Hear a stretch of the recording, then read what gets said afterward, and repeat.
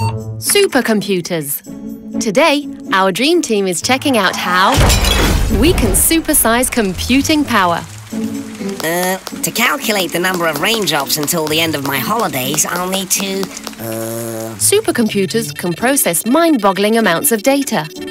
They'll soon reach the computing power of all mobile phones across the EU taken together. Hey, my phone! That's 10 to the power of 18 operations per second, the so-called exascale. What exactly do we need that for? Don't look at me. I don't have the answer. The average computer does just fine for everyday data crunching. Just lost 5% of my followers after posting this. But for certain tasks, we'll need to think big, very big. Oh my God. These include tackling challenges such as monitoring climate change and forecasting severe weather conditions. Oh wow, thanks. Because my calculator's flooded.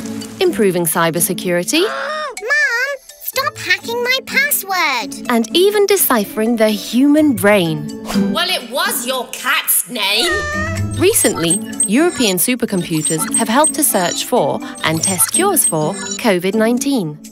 8 more supercomputer centres will host 3 pre-exascale and 5 petascale supercomputers that will enable the EU to become a global leader in supercomputing.